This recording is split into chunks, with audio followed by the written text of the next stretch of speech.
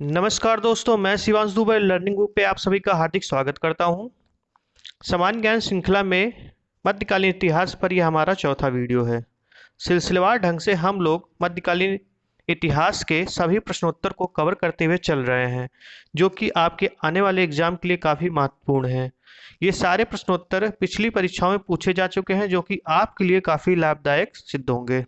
तो चलिए आगे बढ़ने से पहले मैं बता दूं, इस वीडियो के सबसे पहले नोटिफिकेशन पाने के लिए आप मुझे ट्विटर आईडी पे फॉलो कर सकते हैं और साथ ही साथ इस चैनल के टेलीग्राम चैनल से भी जुड़ सकते हैं। तो चलिए आगे बढ़ते हैं। और साथ ही साथ मैं आप लोगों से कहना चाहूँगा, अगर आप इस चैनल पे पहली बार हैं और आपको वीडियोज अच्छे लग रहे हैं, हमारे कंटेंट अच्छे लग रहे हैं, तो आप प्लीज़ इस चैनल को सब्सक्राइब कर लीजिए और ज़्यादा से ज़्यादा लोगों के बीच शेयर करिए। तो चलिए क्वेश्चन की तरफ चलते हैं। तो ये हमारा पहला क्वेश्चन है, महाभारत का भारत वेणवा नाम से तमिल में किसने अनुवाद किया?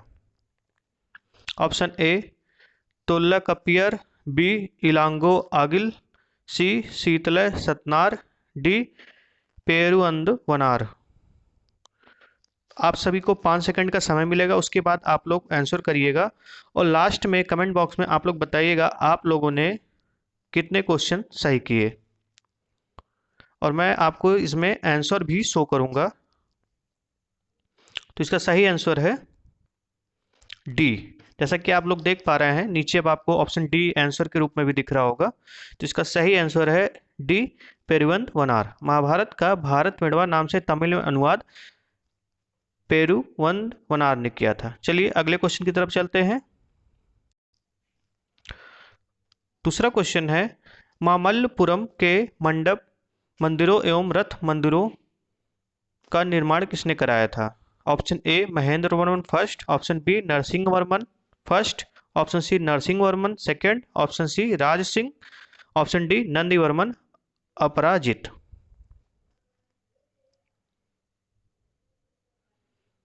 तो इसका सही आंसर है, चलिए देखते हैं।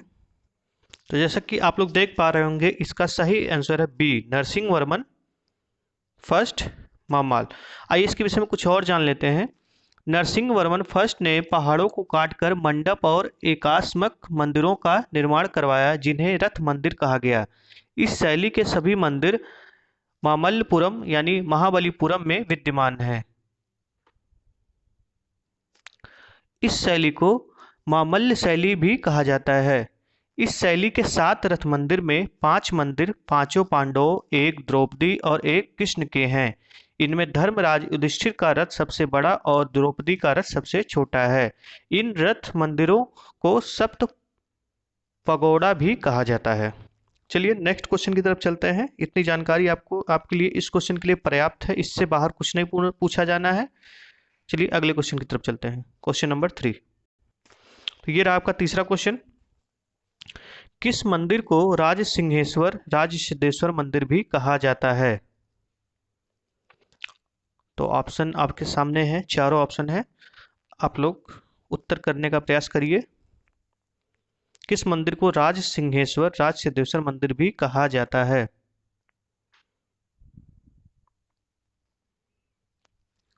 तो इसका सही आंसर देखते हैं हम लोग।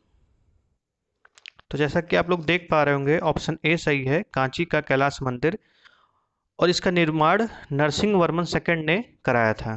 तो नरसिंह वर्मन सेकंड ने कांची के कैलाशनाथ मंदिर का निर्माण करवाया था। ये क्वेश्चन भी कई बार घुमा के पूछ दिया जाता है। चलिए अगले क्वेश्चन की तरफ चलते हैं। तो चौथा क्वेश्चन हमारा, चालुक्य विक्रम संवत का प्रचलन किसने किया? Option A Tailapa second, option B Someshwara first, option C Vikramaditya six, option D Someshwara fourth. तो चलिए इसका सही आंसर देखते हैं हम लोग।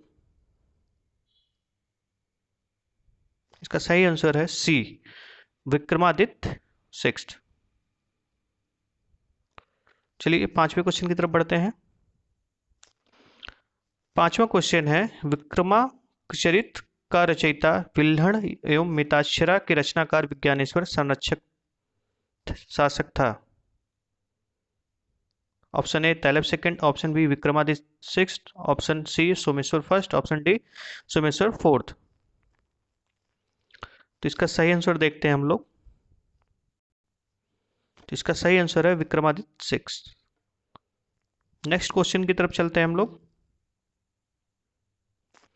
मिताक्षरा की विषय वस्तु है option A Ayurveda, option B खगोल, ऑप्शन सी काव्यशास्त्र, ऑप्शन डी हिंदू पारिवारिक विधि संहिता।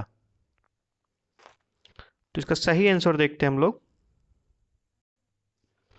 डी हिंदू पारिवारिक विधि संहिता। तो मिताक्षरा के लेखक थे विज्ञानेश्वर थे, ये भी क्वेश्चन पूछ दिया जाता है कई बार, तो आप लोग ध्यान रखिएगा, मिताक्षरा जो कि विज्ञानेश्वर द्वारा लिखित है। 7वें क्वेश्चन की तरफ चलते हैं। पल्लवों की राजधानी थी, सॉरी माफ करिएगा, पल्लवों की राजभाषा थी। Option A Sanskrit, option B Tamil, option C Prakrit, option D इनमें से कोई नहीं। तो इसका सही आंसर है 7वें का ए संस्कृत। आइए जान लेते हैं, पल्लव वंश की स्थापना सिंह विष्णु ने की थी और कांची को अपनी राजधानी बनाई थी। सिंह विष्णु वैष्णव धर्म के अनुयायी थे। चलिए 8वें क्वेश्चन की तरफ चलते हैं। 12वीं सदी के राष्ट्रकूट वंश के 5 शिलालेख किस राज्य में मिले हैं? ए तमिलनाडु, बी कर्नाटक, सी केरल, डी महाराष्ट्र। तो चलिए इसका सही आंसर देखते हैं। तो जैसे कि आप लोग देख पा रहे हैं, सही आंसर बी दिखा रहा है, अर्थात कर्नाटक। आइए राष्ट्रकूट वंश के बारे में और थोड़ा जान लेते हैं। चालुक्य शासक कीर्तिवर्मन को पराजित करके दंत्यदुर्ग ने राष्ट्रकूट वंश की स्थापना की। तो राष्ट्रकूट वंश की स्थापना किसने की? दंत्यदुर्ग ने। इसने मान्यखेत, जो वर्तमान में मालखेड़ सोलापुर के निकट है, को अपनी राजधानी बनाया। ठीक है, इतना पर्याप्त है आपके लिए इसके विषय में जानना। चलिए नेक्स्ट क्वेश्चन की तरफ चलते हैं, 9वें क्वेश्चन की तरफ। निम्नांकित राजवंशों में से किसके शासक अपने शासन काल में ही अपना उत्तराधिकारी घोषित कर देते थे? Option A Chalukya, option B Chola, option C Kadamba, option D Kalachuri. तो इसका सही आंसर हम लोग देखते हैं, बी चोल। तो इसका सही आंसर है बी चोल। आइए कुछ और जानते हैं इसके बारे में। तो चोल वंश के बारे में और कुछ जानते हैं। तो सबसे जो महत्वपूर्ण निकल के आता है, चोल वंश की स्थापना विजयालय ने की थी, जो कि पाल वंश के अवशेषों पर चोल वंश की स्थापना की थी, और इस वंश की राजधानी तंजौर थी। विजयालय ने तंजौर पर अधिकार करके नरकेसरी की उपाधि धारण की और तंजौर को अपनी राजधानी के रूप में स्थापित किया। चलिए 10वें क्वेश्चन की तरफ चलते हैं। दक्षिणी भारत का तक्कोलम का युद्ध हुआ था। तो सारे ऑप्शन आपके सामने हैं, आप लोग इसका उत्तर करने का प्रयास करिए, फिर मैं आप लोगों के सामने उत्तर लेके आता हूं। तो आप लोग देख पा रहे होंगे, बी इसका सही आंसर है, चोल एवं राष्ट्रकूटों के मध्य। चलिए 11वें क्वेश्चन की तरफ चलते हैं। एलोरा में गुफाओं व शैलकृत मंदिरों का संबंध है? ए बौद्धों से, बी बौद्धों एवं जैनों से, सी हिंदुओं एवं जैनों से, डी हिंदुओं बौद्धों एवं जैनों से। तो इसका सही आंसर आप लोग बताइए। समय समाप्त होता है, अब मैं आपको सही आंसर बताता हूं। तो डी, जैसा कि आप लोग देख पा रहे हैं, इसका आंसर डी है, अर्थात हिंदुओं बौद्धों एवं जैनों से। चलिए 12वें क्वेश्चन की तरफ चलते हैं। चोलों का राज्य किस क्षेत्र में फैला हुआ था? चोलों का राज्य किस क्षेत्र में फैला हुआ था? ऑप्शन आपके सामने है, आप लोग उत्तर करने का प्रयास करिए। चोल वंश की स्थापना विजयालय चोल ने की थी और इसकी राजधानी तंजौर थी। तो इसका सही आंसर होगा डी कोरोमंडल तट तथा दक्कन के कुछ भाग। चलिए नेक्स्ट क्वेश्चन की तरफ चलते हैं। चोल शासकों के समय बनी हुई प्रतिमाओं में सबसे अधिक विख्यात हुई? ए पत्थर की प्रतिमाएं, बी संगमरमर की प्रतिमाएं, सी विष्णु भगवान की प्रस्तर प्रतिमाएं, डी नटराज शिव की कांस्य प्रतिमाएं। तो इसका सही आंसर है डी नटराज शिव की कांस्य प्रतिमाएं। चोल शासकों के समय बनी हुई प्रतिमाओं में सबसे अधिक विख्यात हुई नटराज शिव की कांस्य प्रतिमाएं। अगले क्वेश्चन की तरफ चलते हैं। किसने मालखेत को राष्ट्रकूट की राजधानी बनाई? तो सही आंसर है इसका बी, अमोघ वर्ष ने। अमोघ वर्ष ने राष्ट्रकूट राज्य की राजधानी मानखेत को बनाई। नेक्स्ट क्वेश्चन की तरफ चलते हैं। किसने कन्नड़ काव्यशास्त्र की प्राचीनतम कृति कविराज मार्ग की रचना की?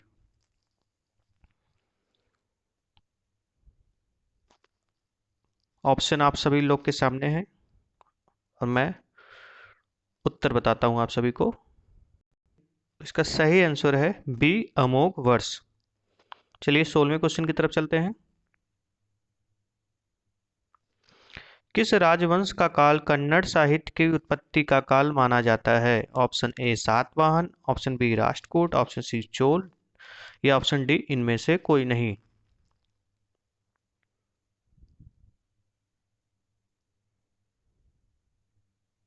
तो इसका आंसर देखते हैं हम लोग।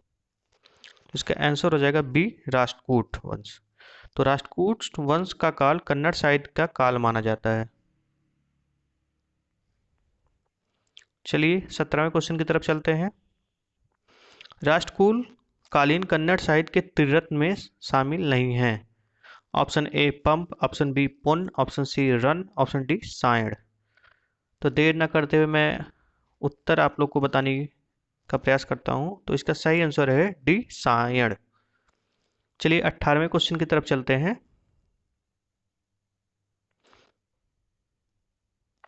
राष्ट्रकूटकालीन स्थापत्य कला के नमूने मिलते हैं।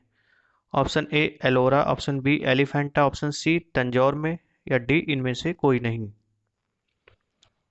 तो आप लोगों का समय समाप्त होता है और इसका सही आंसर है सी, तंजौर में। क्योंकि राष्ट्रकूटों की राजधानी तंजौर में ही स्थित थी, इसलिए इस राष्ट्रकूटकालीन स्थापत्य कला के नमूने आपको तंजौर में मिलेंगे। 19वें क्वेश्चन की तरफ चलते हैं। रावण की खाई, दशावतार, कैलाश गुफा मंदिर आदि मिलते हैं।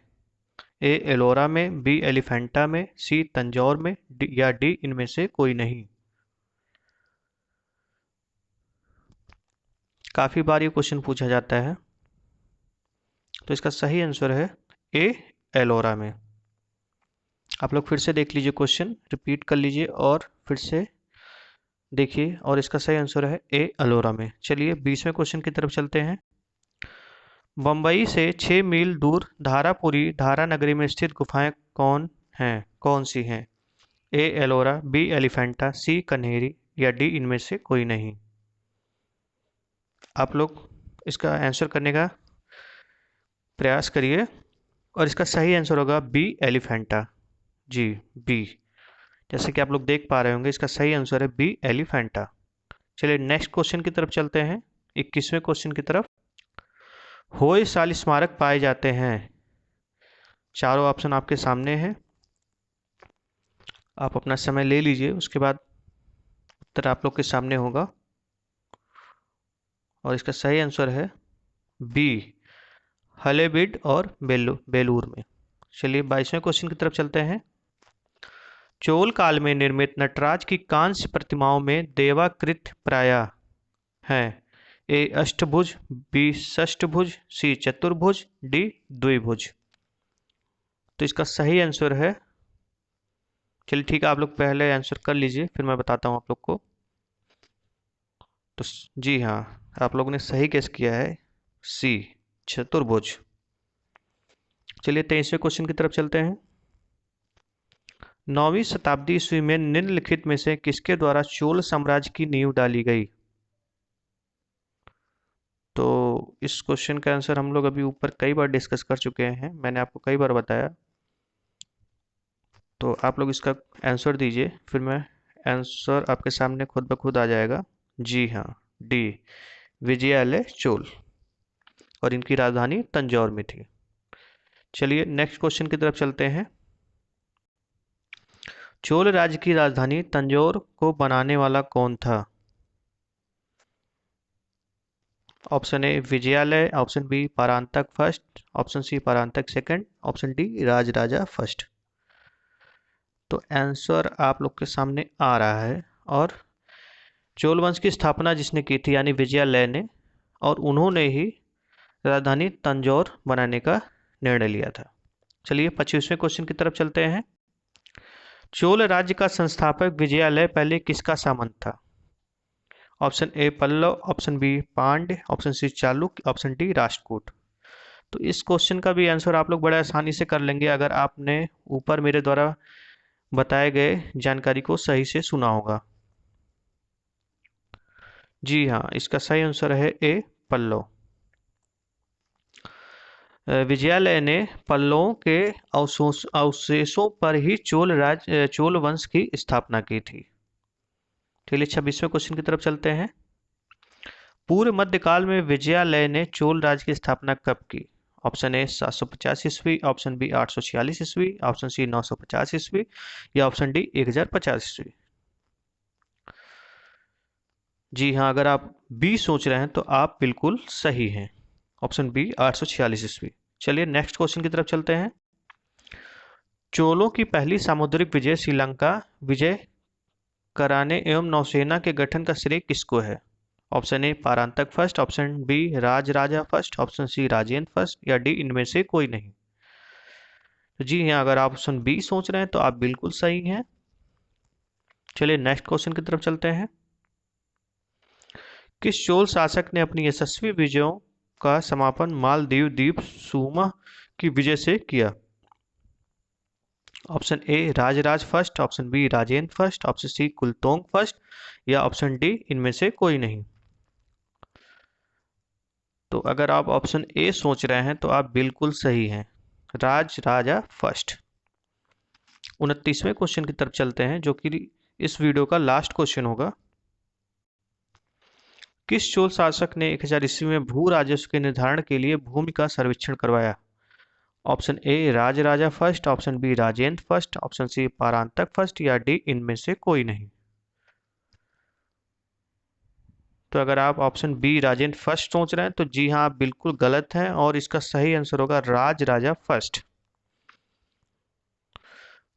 और इसी के साथ आज का वीडियो यहीं समाप्त होता है। वीडियो को एंड तक देखने के लिए आप सभी का बहुत बहुत धन्यवाद। और मैं आपसे कहना चाहूँगा आप अपने स्कोर को कमेंट बॉक्स में ज़रूर शेयर करिए और वीडियो को लाइक करिए। अगर आप चैनल पर पहली बार आए हैं तो प्लीज़ चैनल को सब्सक्राइब कर लीजिए।